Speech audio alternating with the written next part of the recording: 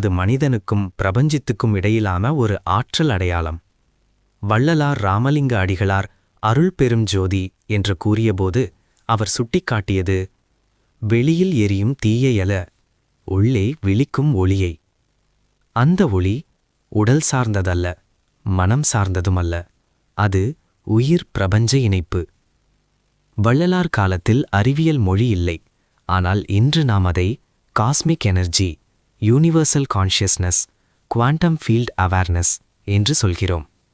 அருள் பெரும் ஜோதி என்பது பிரபஞ்ச ஒளி மனித உடலில் வெளிப்படும் தருணம். தைப்பூசம் ஒரு ஜோதிட திருவிழா அல்ல, ஒரு பிரபஞ்ச நிகழ்வு.